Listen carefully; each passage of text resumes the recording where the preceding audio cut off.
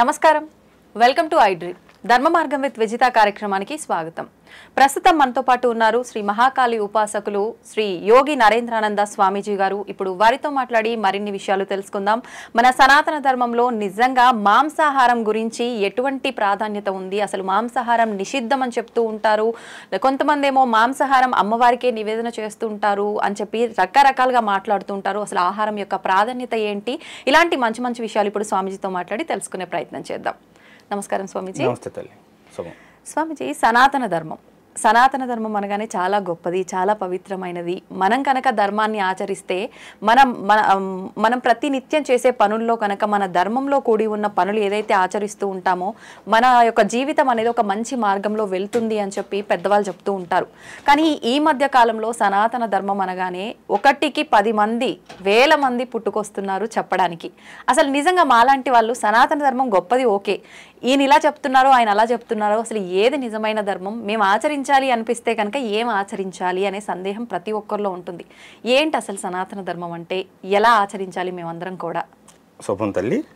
ఒక మనిషి పుట్టిన కాడి నుంచి, అంటే జన్మించిన దగ్గర నుంచి మరణించి అతనికి దశదిన కర్మలు చేసేంత వరకు, అతను మరణించిన నాటి నుండి సంవత్సరం పూర్తయి ఆబ్దికాలు జరిపేంత వరకు ప్రతి క్షణం, అతని జీవితంలో ప్రతి క్షణం, అంటే పుట్టుక దగ్గర నుంచి మరణించిన తర్వాత కూడా ఆత్మ ప్రయాణం ఎలా ఉంటుందని ఖచ్చితమైన ఆధారాలతో తెలియజేసినటువంటి ధర్మం సనాతన ధర్మం. సనాతన ధర్మం అనేదమ్మా మతం కాదు. ఒక మతం అంటే మనిషితో ప్రారంభమై తన యొక్క ఆలోచన విధానాలు అనేవి జనంపై రుద్దబడితే దాన్ని మతం అంటారు. మతం అనేది ఒక మనిషి ద్వారా ప్రారంభమవుతుంది. ధర్మం అంటే సృష్టితో పాటు ప్రారంభమయ్యేదాన్ని మాత్రమే ధర్మం అంటారు. సృష్టి ప్రారంభం ఎక్కడైతే ప్రారంభమైందో సృష్టితో పాటు ధర్మం కూడా ప్రారంభమైనది.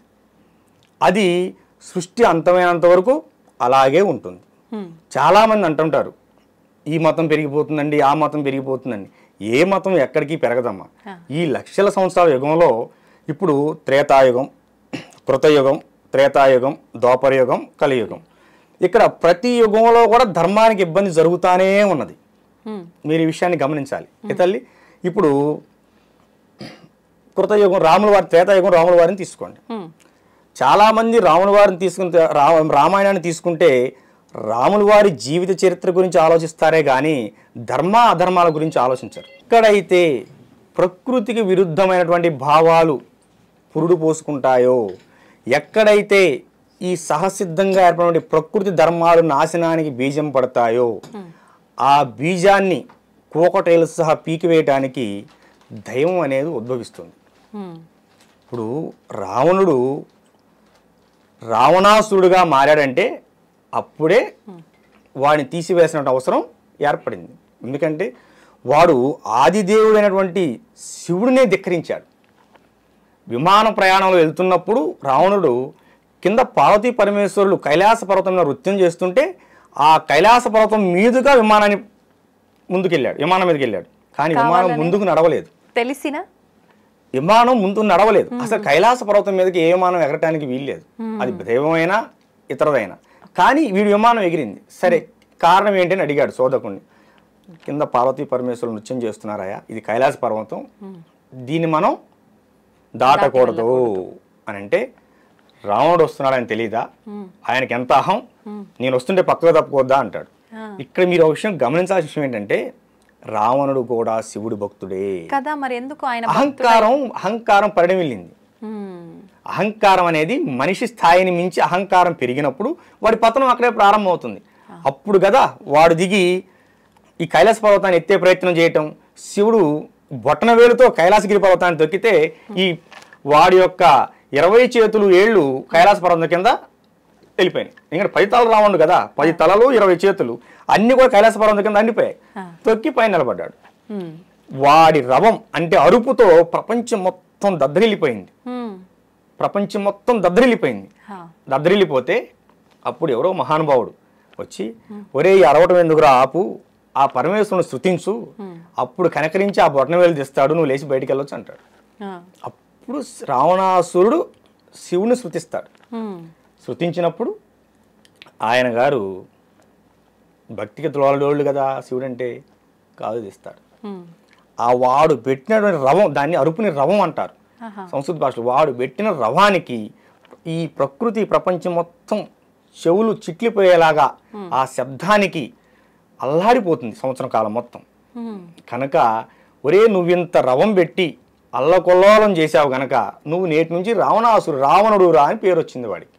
ఆహాహా. అప్పటి నుంచి రావణుడు అని పేరు వచ్చింది. ఓ, ఓకే, ఈ రావణుడు కాస్త అప్పుడు కూడా శివుడి యొక్క ఆత్మలింగాన్ని తీసుకున్నాడమ్మా. రావణుడు అని తక్కువ కూడా కాదు. కానీ వాడిలో ఎప్పుడైతే అసుర భావాలు పెరిగాయో, పరస్త్రీ వ్యామోహం పెరిగిందో వాడు రావణాసురుడయ్యాడు. ఉమ్. రావణ అసురుడయ్యాడు. ఇప్పుడు పరస్త్రీ వ్యామోహం అన్నారు కదా, అంటే మీరు మాట్లాడింది సీతమ్మ గురించేనా? కాదు కాదు, సీతమ్మ లంకలోకి వెళ్ళక ముందే కొన్ని వేల మంది స్త్రీలు ఉన్నారు అక్కడ. రాణివాస స్త్రీలు, రాక్షస స్త్రీలు. వారికి కంటికి ఎవరు నచ్చితే వాళ్ళని తీసుకెళ్లి వాడు అశోకంలో పెట్టుకోవడమే. ఇప్పుడు రావణాసురుడు ఎంతో గొప్ప గొప్ప గ్రంథాలు, శాస్త్రాలు అవపోసన పట్టిన వారిలో హనుమంతుల వారు ఒకరు, రావణుడు ఒకరు అని అంటారు కదా. రావణ బ్రహ్మ, రావణ బ్రహ్మ, రాబోయే కాలంలో బ్రహ్మ అంటారు కదా. అంత జ్ఞానం ఉంది అని అంటే, ఒకరికి చెప్పే స్థాయిలో ఉన్నారు అని అంటే, ఆయన అంత మూర్ఖమైన ఆలోచనలు చేసి పరస్త్రీ వ్యామోహంలో ఉండటము ఏంటి అదంతా? అది మూర్ఖం కాదమ్మా, ఉమ్, అహం. నేను గొప్ప, ఆ, నేను తలుచుకుంటే ఏదైనా చేయగలను, కనుక నేను కోరుకుంటే ఏదైనా నా దగ్గరికి రావాలి, నేను శాసనకర్తను కనుక నేను శాసిస్తే ఏదైనా జరగాలి. ఇది మనిషిని పతనానికి దారితీస్తుంది. తీస్తుంది. సో ఇప్పుడు రాములు వారు సీతమ్మను తెచ్చుకోవాలనే లెక్క అయితే హనుమంతుడే తెచ్చును కదా, అవును. హనుమంతుడే తీసుకొద్దును కదా. లేదు, విభీషణుడిని ఎల్లగొట్టినప్పుడు విభీషణుడు వారైనా అమ్మా నువ్వు మహాసాధ్యవి, అదే కదా చెప్పింది రావణాసురుడికి. ఆమె మహాసాధ్వి, మహా ఇల్లాలు, ఆమె జోలు ఎల్లకు రావణ అన్నయ్యని బ్రతిమలాడతారు కదా. మరి అలాంటప్పుడు ఏనే బ్రతిమలాడి ఆమెను తీసుకొచ్చుకోవచ్చు కదా.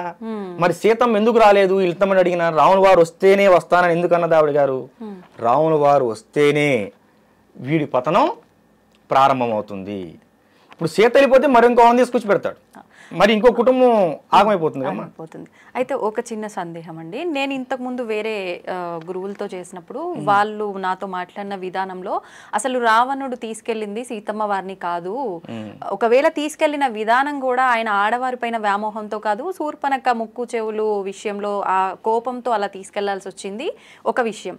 ఇంకొక విషయం, అసలు తీసుకెళ్ళింది సీతమ్మ వారిని కాదు, ఆమె అగ్ని ఏదైతే ఉందో అది దాటి రాలేదు, అక్కడ అగ్నిలో ఉన్న లక్ష్మీ అమ్మవారు కొలువై ఉన్నారు, లక్ష్మీ అమ్మవారిని తీసుకెళ్లారని. ఇదంతా నిజమే అంటారా, లేదంటే ఎవరికి తోచినట్టు వాళ్ళు మాట్లాడటమా? మనకి దేనికైనా అమ్మ ఒక ప్రామాణికత రావాలి. మనం వాల్మీకి రామాయణం గురించి మాట్లాడుకుందాం. వీళ్ళందరూ సొంత రామాయణాలు ఏది మాట్లాడినా మనకు తెలియదు తల్లి. మేము పారాయణ చేసింది వాల్మీకి రామాయణం, వ్యాస భారతాన్ని చదివాం, వాల్మీకి రామాయణాన్ని చదివాం, మనం దాని గురించి మాట్లాడుకుందాం. అవునండి, ఓకేనా. ఇప్పుడు హనుమంతుడు చూసింది ఎవరిని? సీతమ్మ వారిని.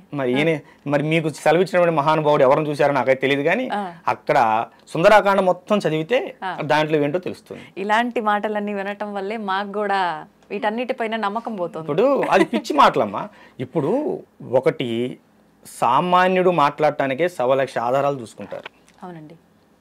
ఆయన దశావతారంలో ఒక అవతారం, సాక్షాత్తు విష్ణుమూర్తి. ఇక్కడ ఎప్పుడైతే దేవదూతలను సైతం, దేవుళ్ళను సైతం భూమి నుంచి ఎల్లగొట్టే ప్రయత్నం రావణాసురుడు చేశాడు, ఎల్లగొట్టాడు, ఎల్లగొట్టబడ్డారు రావణాసురుడు యొక్క ధాటికి దేవతలు సైతం. అందుకే కదా మానవ రూపంలో వచ్చి వాళ్ళని మట్టు పెట్టింది. ఇక్కడ ధర్మం ఎక్కడైనా సరే, రాములు వారిని ఒక చిన్న పాయింట్ మనం అడిగిన దాని గురించి చెప్పుకుంటూ వస్తున్నా కదా, చిన్న విషయం. సీతమ్మనే తీసుకెళ్లాలనుకుంటే ఏ విధంగా అయినా తీసుకెళ్ళచ్చు, కానీ ఇక్కడ ధర్మానికి చేడు జరుగుతోంది. అవును. ఇక్కడ ఇక విష్ణువుకో అమ్మవారికో ఎక్కడ పూజలు లేవు. చేస్తే వాడు శివభక్తుడు కనుక శివుడికే పూజ చేయాలి, శివభక్తుడు కనుక శివుడికే పూజ చేయాలి. ఈ వేరే దాని గురించి మాట్లాడడానికి వీల్లేదు. ఒకటి, వాడి కనుచూపు మేరలో ఎక్కడైనా వాడికి నచ్చిన రాజ్యం అనేది, అంటే మొత్తం రాజ్యపాలన వాడిదేగా. ఏ రాజుగారి భార్య అయినా వచ్చి వాడి వనంలో ఉండాలి. మొత్తం ప్రపంచం మొత్తం అతలాకుతం అయిపోతుంది. సీతమ్మను తీసుకుని వెళ్తే రావణాసుడు అలాగే ఉంటాడుగా. మళ్ళీ వాడు వ్యవస్థను కొనసాగిస్తాడుగా, అంతే. లంక మొత్తం అల్లకొలంగానే ఉంటుందిగా. సో అక్కడ సుస్థిరమైన ధర్మాన్ని ప్రతిష్ఠ చేయాలి. కనుకనే రావణాసురుడిని రాములు వారు అంతమొందించవలసి వచ్చింది. ఓకే, ఓకేనా. 7 రోజులు యుద్ధం చేసిన తర్వాత కూడా రావణాసురుడి ఛత్రం ఇరిగిపోయి, రథసారథి చచ్చిపోయి, రథం ఇరిగిపోయి, చేతిలో ఆయుధం పడిపోతే మరి రావణులు వారు అప్పుడైనా సరే రావణాసురుడిని చంపొచ్చుగా. చంపలేదే. రావణ, నీ దగ్గర అస్త్రం లేదు, శస్త్రం లేదు, రథసారథి లేడు, రథం లేడు, నేను నీతో యుద్ధం చేయను, రేపెళ్ళి ఇవన్నీ సమకూర్చుకొని రా, రేపు యుద్ధం చేస్తా నీతో అంటాడు. అప్పుడు రావణాసురుడికి రాముల వారికి ఉన్నటువంటి దూరం ఎంత? మా అయితే 100 అడుగులు లేదా 1000 అడుగులు ఉన్నాయి అనుకుందాం. వాడు 1,00,000 అడుగులు వెనక్కి అంతఃపురానికి వేసాడు, కానీ ఆ 1000 అడుగులు ముందుకు వచ్చి ఆయన పాదాల మీద పడితే బ్రతుకును కదా. అహంకారం పడమైన వ్యక్తికి ఇలాంటివి కనపడవు. ఇప్పుడు ఇది దేవతల విషయంలో అయితే ఇలా ఉందండి. ఇప్పుడు దేవతలు అసురులు ఉంటే వాళ్ళు వీళ్ళతో యుద్ధం చేసి వాళ్ళకు బుద్ధి చెప్పినట్టుగా మన అందరికీ కూడా ఒక ఎవరు? రాక్షసులు, దుర్మార్గమైనటువంటి ఆలోచన గల వారిని అసురులు అంటారు. అంతేగాని రాక్షసులు అని ప్రత్యేకమైన జాతి కాదు. ఇప్పుడు రావణుడు బ్రహ్మ, బ్రాహ్మణుడు అసురుడు ఏంటి? వాడి బుద్ధి అసురత్వం పొందింది, వాడి బుద్ధి అసురత్వం పొందింది. కనుక వాడు ఇప్పుడు రాములు వారు మానవుడు అయినప్పుడు వాడు కూడా మానవుడే. ఓకేనా. మానవుడైన రాములు వారు దేవుడయ్యాడు. అదే మానవుడై ఉండి బ్రహ్మస్థానం పొందినటువంటి రావణుడు అసుర బుద్ధితో అహంకారపూరితమై రాక్షసుడుగా మిగిలాడు. ఇది తప్పు అని చెప్పిన తమ్ముడు తర్వాత లంకాది నగరానికి రాజు అయ్యాడు.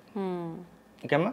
అంటే ఇక్కడ విషయం ఏంటంటే, ఎక్కడైనా సరే అధర్మం అనేది పెంచుమీరుతూ ఉన్నప్పుడు దాన్ని కూకటి వేళ్ళతో సహా పీకివేయడానికి ధర్మం ఒక చోట పురుడు పోసుకొనే ఉంటుంది. కనుక మీరెవరూ బాధపడవద్దు. మొన్న ఇరాక్లో తవ్వకాలు తవ్వారు, పురాతన తవ్వకాలు. 30,000 సంవత్సరాల నాటి దేవాలయం బయటపడింది, బంగారపు నాణ్యాలు బయటపడ్డాయి. ఇవన్నీ నేను వార్తలోనే చూసి మీకు చెబుతున్నాను, టీవీ వార్తలోనే వచ్చాయి, బయటపడ్డాయి. ఇరాక్లో అంతకుముందు ఏ ధర్మం ఉన్నట్టు? సనాతన ధర్మమే ప్రడివిలిందిగా, హిందూ ధర్మమే ప్రడివిలిందిగా. మళ్ళీ హిందూ ధర్మమే వస్తుంది. ఈ కొట్లాటలు కొట్టుకొని తిట్టుకొని బాంబులు వేసుకొని అలిసిపోయి అందరూ ఇక చాలు, మనకి ఈ మతాలు వద్దు, మన ధర్మానికి మనం పోదాం, నమస్కారం అంటారు. నిన్నదాకా కేరళ అలా ఉన్నది, కేరళ మన ధర్మం వైపు వచ్చిందిగా. అన్నీ వస్తాయి ఇప్పుడు. కానీ వస్తాయని మీరు చెప్తున్నారు, రావచ్చేమో భవిష్యత్తులో. కానీ ఇప్పుడు మాత్రం మత మార్పిడిలు చాలా ఎక్కువగా చూస్తున్నాం కదా. అంటే హిందూ ధర్మంలో ఉన్న వాళ్ళే ఇక్కడ ఏదో జరగట్లేదు అని చెప్పి ఇంకొక మతంలోకి మారటము ఇలాంటివి చూస్తున్నాం కదా. మతం మారటం అనేది అది మనిషి యొక్క దౌర్భాగ్యానికి నిదర్శనం. ఎందుకంటే మనసు అనేది మారకుండా నువ్వు ఎక్కడికి వెళ్ళినా ఏమీ సాధించలేవు. నీ గత జన్మ కర్మలు ఉండొచ్చు, ఈ జన్మలో చేసిన కర్మలు ఉండొచ్చు, లేదా నువ్వు చేసే విధానంలో పొరపాట్లు ఉండొచ్చు. మనసుకి జబ్బు చేస్తే మాలాంటి స్వామీజీలు వైద్యం చేస్తారు. శరీరానికి జబ్బు చేస్తే స్వామీజీ అయినా ఎంబీబీఎస్ దగ్గరకు, ఎండి దగ్గరకు వెళ్ళాలి. దౌర్భాగ్యం నీ మనసులో పెట్టుకొని నువ్వు ఏ మతంలో పోతే ఏమున్నది? ఏమ్మా, కెమెరా ఆఫ్ చేసి ఎన్నిసార్లు ఫోటో తీసిన ఫోటో వస్తుందా? రాదు కదా. ఇది అలాగనే ఇప్పుడు దౌర్భాగ్యం అనేది నీ మనసులో పెట్టుకొని ఒక మంగళవారం ఆంజనేయ స్వామి గుడికి వెళ్ళు, ఒక బుధవారం వినాయకుడి గుడికి వెళ్ళు, శనివారం వెంకటేశ్వర స్వామి గుడికి వెళ్ళు, శుక్రవారం ఆదివారంలో అమ్మవారి గుడికి వెళ్ళు. అసలు ఏ వారంతో మళ్ళీ శివయ్య దగ్గరికి వెళ్ళు. మనం వెళ్ళాం కదా. పండగ రోజు మన హిందువులో ఉన్న దౌర్భాగ్యం ఏంటంటే పండగ రోజు కూడా కొత్త బట్టలు వేసుకొని సినిమాకి వెళ్తాం, అంతే కదా. కానీ మనకు అన్నీ కావాలి. ఇక్కడ హనుమాన్ చాలీసా పారాయణ చేయమా 41 రోజులు. ఏదన్నా ఒక సంకల్పం పెట్టుకో, నీ జీవితానికి సంబంధించింది. అది స్వార్థంతో లేనిదై ఉండాలి. నీ భవిష్యత్తు పెరగటానికని కావచ్చు, లేకపోతే నీ పిల్లల కోసమే కావచ్చు, లేదా కుటుంబంలో ఏదైనా నెగిటివ్ ఎనర్జీ ఉండి ఇంట్లో ఊరికి చికాకులు జరుగుతున్నాయి, ఇది గురించి అయినా కావచ్చు. ఉదయాన్నే లేచి ఆడకూతురు అయితే తలస్నానం చేసిన అవసరం లేదు ప్రతిరోజు. ఎందుకంటే ఆమెకున్న కురుల దృష్టి ఇబ్బంది అవుతుంది కనుక ఆడకూతురు అనుకోమా 3 సార్లు పుండరీకాక్ష అని 3 సార్లు తల మీద నీళ్లు చల్లుకొని స్నానం చేయాలి. పురుషుడు అయితే ఖచ్చితంగా తలస్నానం చేయాలి. చేసి కొత్త సాప ఒకటి కొనుక్కొని నెట్టింట్లో సాప వేసుకొని ఓకేనా ఏకవస్త్రం కట్టుకొని పురుషుడైతే, స్త్రీ అయితే స్పష్టంగా చీర కట్టుకోవాలి, వస్త్రాలు కట్టుకొని ఏమో కూర్చొని 5 నుంచి 9 సార్లు హనుమాన్ చాలీసా పారాయణ చేయాలి. ఏ సమయంలో? ఉదయం బ్రహ్మముహూర్తం అంటే 4 నుంచి 6 గంటల మధ్యలో 41 రోజు చేయండి. మండలం దీక్ష సమయం మార్పులు ఎందుకు వస్తాయో, ఎందుకు రావో చూడండి. ఇప్పుడు 41 రోజులు అన్నారు కదా, ఆడవారి నెలసరి సమయంలో ఆ 5 రోజులు వదిలేసి మళ్ళీ 41. లెక్కే 5 రోజులు తీసేసి మళ్ళీ 5 రోజులు ఎక్స్ట్రా చేసుకుంటాం. ఓకే, ఓకేనా? 6వ రోజు నుంచి చేయొచ్చు. చేయండి. అసలు 21 రోజు చేయండి, ఆడవాళ్ళని 21 రోజు చేయమనండి. మార్పు కనిపిస్తుందో లేదో. మనసులో తెలియని ప్రశాంతి వస్తుంది, తెలియని హాయి వస్తుంది, ముఖంలో తెలియని ఆకర్షణ వస్తుంది. మనం చెయ్యంగా. అంతే. ఆదివారం వస్తే మాంసం తినాలి, పిల్లలకు సెకండ్ సాటర్డే వస్తే సినిమాకి పోవాలి, కానీ మాకు దేవుడు అన్నీ ఇవ్వాలి. ఏమ్మా? కానీ మాకు దేవుడు అన్నీ ఇవ్వాలి. అంటే దేవుడు మనం ఇవన్నీ చేస్తేనే ఇవ్వాలా? నీ ఏకాగ్రత ఉండాలి. ఇవన్నీ చేస్తేనే నువ్వు ఏకాగ్రత అవుతుంది. ఇప్పుడు నేను మనసులో నాకు దేవుడి పైన చాలా భక్తి ఉంది, నేను ప్రదర్శించాల్సిన అవసరం ఏముంది? నా పనులు నేను చేసుకుంటాను యథావిధిగా. దేవుడి పైన నాకు నమ్మకం ఉంది, భక్తి ఉంది. అలా దేవుడు అనుగ్రహించడం. దేవుడికి కూడాను నీ పైన నమ్మకం ఉంది. మరి నువ్వు అయ్యాలి వాళ్ళని కోరుకుంటున్నావుగా. నువ్వేం కోరిక లేదు కదా, కోరిక లేని ప్రశాంతంగా బతుకు. నాకే కోరిక లేదు అంటే ఇప్పుడు ఉన్న లౌకిక ప్రపంచంలో ఖచ్చితంగా ఉండాల్సిందే కదా. లౌకిక ప్రపంచంలో నీ కనీస అవసరాలు ఎలా ఉంటాయో ఈ కలియుగంలో నామస్మరణ అంత ఉత్తమమైనది. నువ్వు నిత్యం నామస్మరణ చేస్తూ ఉండు, ఫలితం వస్తుందో రాదు, ఖచ్చితంగా వస్తుంది. శ్రీకృష్ణుడు వారు ఏమన్నారంటే, నా పేరు మీద 10 రూపాయలు దానం చెయ్యి, నీకు 100 రూపాయలు ఇస్తా అన్నాడు. నా గురించి 10 మందిలో చెప్పు, నీ గురించి దేవలోకంలో చెప్తా అన్నాడు. నా యొక్క నామాన్ని, కృష్ణ కృష్ణ అనే నా నామాన్ని నిత్యం నువ్వు పలుకుతూ ఉండు, నీతోనే ఉంటానయా అన్నాడు. అవునా? నువ్వు నిత్యం నామస్మరణ చేయి, భగవంతుడు నీతోనే ఉంటాడు. శ్రీమాత్రే నమః అనే అమ్మవారి యొక్క మంత్రాన్ని రోజుకు 108 సార్లు మనసులో అనుకుంటూ ఉండు. నువ్వు వంట చేస్తూ ఉండు, వంట చేస్తూ అనుకుంటూ ఉండు. 90 రోజులు నీ భర్త ఎలాంటి వాడైనా సరే నీ కుటుంబం సఖీపడుతుంది. ఇప్పుడు అంటే నామస్మరణ చేయడం వల్ల, మంత్రం చెప్పడం వల్ల ఇంత ఫలితం ఉంటుంది. కానీ ప్రతి ఒక్కరికి తలరాత ఒకటి ఉంటుంది. భగవంతుడు మనం తల్లి గర్భంలో పడగానే అంత రాసేస్తాడు అని అంటుంటారు కదా, దాన్ని తప్పించుకునేది కూడా ఎవరికి సాధ్యపడదు అంటారు. మరి నామస్మరణ వల్ల మార్పులు ఎలా వస్తాయంటారు? కర్మ దోషాలు ఖచ్చితంగా తొలగిపోతాయి, రుణానుబంధానికి సంబంధించిన దోషాలు ఖచ్చితంగా తొలగిపోతాయి. నామస్మరణ. శబరి రామ రామ రామ అనుకుంటే అడవిలో ఉంది. రాముల వారు అంతా కూడా అరణ్యవాసం వచ్చి శబరి దగ్గరకు వచ్చాడు. శబరిగా అయోధ్య రాలేదు, రావణ వారే నడుచుకుంటూ శబరి దగ్గరకు వచ్చాడు. ఏం జరగలేదా? యశోదమ్మ శ్రీకృష్ణుడు కనలేదుగా. కానీ అప్పుడు ధర్మం 3 పాదాల పైన, పాపము ఇదంతా ఒక పాదం పైన. ఇప్పుడు చూస్తే అంత రివర్స్ లో ఉంది కదా. ఇప్పుడు అప్పుడు 108 మంత్రజపం చేస్తే సిద్ధి అయ్యేది. ఇప్పుడు 1,00,000 కాదు 10 లక్షలు చేయాలి. ఓకేనా? ఇప్పుడు కష్టం ఎక్కువ పడాలి. అప్పుడు 10 సార్లు కృష్ణ అంటే 11 సార్లు అమ్మ అనేవాడు. కానీ ఇప్పుడు నువ్వు అనిత్యం నామస్మరణ చేస్తే ఏదో సందర్భంలో భగవంతుడు, ఇప్పుడు సద్గురువులు ఉంటారు, గురువులు ఉంటారు, నిత్యం మనకి మాస్టర్స్ అంటారు. సిద్ధ గురువుల సంచారం జరుగుతూనే ఉంటుంది. ఇక్కడ నేను మాట్లాడుతున్నాను, ఇక్కడ నా గురుదేవులు నా పక్కనే ఉండొచ్చు. నాకు 2 గురువులు. నా గురుదేవుడు యోగి పూర్ణచంద్ర మహారాజు వారు మొదటి గురువు. ఈ శిలను శిల్పంగా చెక్కింది ఆయన గారే. ఈ శిలను శిల్పంగా చెక్కి ఒక దారిలో పెట్టింది ఆయన గారే. 2018లో మా గురుదేవులు లలితా అమ్మవారిలో ఐక్యమయ్యారు. మా గురుదేవులు లలితా ఉపాసకులు, గొప్ప లలితా ఉపాసకులు. అస్సలు బయట ప్రపంచంలోకి ఎప్పుడూ వచ్చేవాడు కాదు, అసలు ఎవరికి తెలియదు. 108 ప్రతిష్టలు చేశారు ఒకే చోట, ఒకే ప్రాంగణంలో 108 దేవతామూర్తులను ప్రతిష్ఠ చేశారు. ఏ దేవతలు? అందరూ మన ధర్మం యాక్సెప్ట్ ఒక సాయిబాబా అని తప్ప. ఏ సాయిబాబా దేవుడు కాదు, గురువు దేవుడు కాదు, గురువు ఏమ్మా దేవుడు కాదు. మళ్ళీ చెప్పానా, సాయిబాబా గురువు. కానీ సాయిబాబా దేవుడు అని నమ్మే భక్తులకు నమ్మినంత అవుతోంది కదా అమ్మా. నామస్మరణ గురువుని నమ్ముకుంటే దేవుని నమ్ముకున్నట్టే. కాకపోతే గురువుని దేవుని చేయకూడదు. దేవుడు దేవుడే. మనకు చాలా మంది దేవుళ్ళు ఉన్నారు, మనకు చాలా మంది గురువులు ఉన్నారు. రామకృష్ణ పరమహంస, త్రైలింగ స్వామి, లాహిరి మహాశయ ఏమా, ఇప్పుడు సివిఆర్ రావు గారు, ఇప్పుడు ఎంతమంది గురువులు ఉన్నారు మనకి. సిద్ధయోగులు, పూర్ణులు, యోగులు, మహర్షులు ఎంతమంది ఉన్నారు. ఇప్పటికీ హిమాలయాల్లో మన యోగులు సంచరిస్తూనే ఉన్నారు. ఇప్పుడు ఏమైందంటే సినిమా ప్రపంచం, ఎవరిని చూపిస్తే వాళ్ళే దేవుడు. మీరు నన్ను పట్టుకురాలా ఎక్కడ ఉన్నాను అట్లా. కనుక ఇది కాదు, మనం వాస్తవగతిలో జీవిద్దాం, వాస్తవంగా మాట్లాడుకుందాం.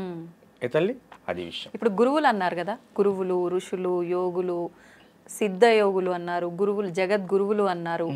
ఏంటండి వీళ్ళందరి మధ్య వ్యత్యాసం ఏంటి? అసలు ఎవరు ఏ రకంగా సమాజానికి ఉపయోగపడతారు? పుస్తకాల్లో చూసి పాఠాలు చెప్పేవాడు ఉపాధ్యాయుడు, వాచక గురువు. మనకి పని బాట నేర్పేవాడు సూచక గురువు. ఒక ఆశ్రమానికి వెళ్ళినప్పుడు ఎలా ఉండాలి అని ఆశ్రమ నియమాలు నిర్ణయాలు చెప్పేవాడు బోధక గురువు. ఓకేనా? ఇప్పుడు మాలాంటి వాళ్ళని తయారు చేసేవాళ్ళు సిద్ధ గురువులు. ఓకేనమ్మా? జగద్గురువులు ఇందాక చెప్పాను మీకు. ఎవరైతే తన పరివారంతో వస్తూ ఉన్నారో వారిని చూసి గురువులు సైతం లేచి తన శిష్యులతో సైతం లేచి నిలబడి ప్రణమిల్లుతారో వారు జగద్గురువులు. వారు ఆది శంకరాచార్యుల వారు స్థాపించినటువంటి చతుర్మాయ పీఠాధిపతులు మాత్రమే జగద్గురువులు. ఇంకెవ్వరూ జగద్గురువులు కాదు. ఎవరైనా పెట్టుకుంటే అది పేరు వాళ్ళు బిరుదుకై వాళ్ళు పెట్టుకున్నట్లే కానీ మేము ఎవరూ అంగీకరించాం. జగద్గురువులు అంటే ఆది శంకరాచార్యుల వారి పరంపర మాత్రమే జగద్గురువులు. ఇంకొకళ్ళు ఉంటారు నిషిద్ధ గురువు. వాళ్ళు గురువులే, కాకపోతే మనుషుల్ని ఎలా హింస పెట్టాలి, మనుషుల్ని ఎలా చంపాలి, ఏ మనిషికి ఎలా పెడితే వాడి జీవితం ఆగిపోతుంది, ఏ మొక్కని ఎలా అంటే పూసే కాసే చెట్టుని ఎలా పడగొట్టాలి అంటే క్షుద్ర ప్రయోగాలు అంటారు. ఇలాంటి దిక్కుమాలిన విషయాలు నేర్పే వాళ్ళని వాళ్ళు గురువులే, వాళ్ళని మనం గౌరవించాలి.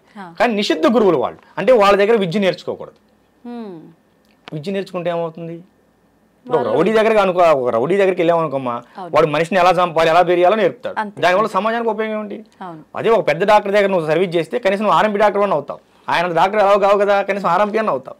అంటే కడుపులు నొప్పి వచ్చిన టాబ్లెట్ ఇస్తావు, జ్వరం వచ్చిన ఇంజక్షన్ చేస్తావు. అంతేకాని జనాన్ని చంపవు కదా. అందుకని నిషిద్ధ గురువుల దగ్గరికి ఎప్పుడు వెళ్ళకూడదు. వాళ్ళు క్షుద్ర ప్రయోగాలు చేసేటువంటి వాళ్ళు అవే నేర్పుతారు. ఉన్నాయా ఈ క్షుద్ర పూజలు? ఖచ్చితంగా ఉన్నాయి.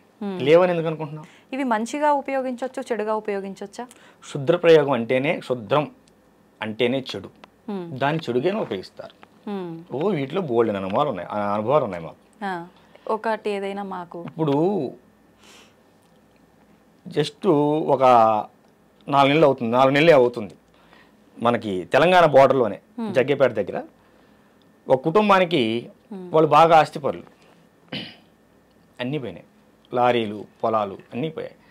మంచి ఇల్లు కట్టుకున్నారు ఒక చోట. వీళ్ళు 4 ఉంటారు. ఈ గదిలో కూర్చున్నప్పుడు ఆ గదిలోంచి ఎవరో పిలిచినట్టు అనిపిస్తుంది, ఆ గదిలో పిలిచినప్పుడు ఈ గదిలోంచి ఎవరో పిలిచినట్టు అనిపిస్తుంది, పడుకుంటే ముఖంలో ముఖం పెట్టి చూసినట్టు అనిపిస్తుంది.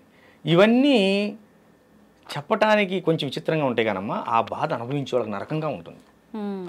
ఆ బాధ అనుభవించే వాళ్ళకి నరకంగా ఉంటుంది, నరకప్రాయంగా ఉంటుంది. భోజనం వండుకుంటారు, చప్పగా అయిపోతుంది. నైటు ఎవరో తలుపు కొట్టినట్టు ఉంటుంది, బయటకు చూస్తే ఎవరు ఉండరు. వాళ్ళు అటు తిరిగి ఇటు తిరిగి ఎప్పటికో మా బోటుల దగ్గరకు వస్తారు. అందుకంటే కాషాయం కట్టుకున్న వాళ్ళందరూ కూడాను స్వచ్ఛమైన గురువులు కాదు కమ్మా, మనం అది కూడా చెప్పాలి. ఓకేనా? కనుక ఈ ఆటుపోట్లు తిని ఉన్న డబ్బులన్నీ పోగొట్టుకొని ఆ ఐశ్వర్యం ఆరోగ్యం రెండూ పోగొట్టుకున్న తర్వాతే మాలాంటి వాళ్ళ దగ్గరికి వస్తారు. దాన్ని చండక్రియ అంటారు, చండా ప్రయోగం, చండ ప్రయోగం అంటారు. అంటే ప్రయోగాల్లో ఇది ఒక ప్రయోగం పేరా ఏంటి అసలు? ప్రేతోన్మాదం, భూతోన్మాదం, రక్తబేతాళం, చండ ప్రయోగం, ఇట్లా 108 రకాల ప్రయోగాలు ఉంటాయి.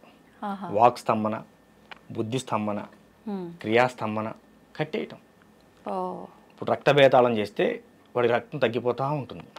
ఏ హాస్పిటల్కి వెళ్ళినా టెస్టులు ఏమీ రాదు, కానీ రక్తం ఉండదు, పాలిపోతూ ఉంటారు.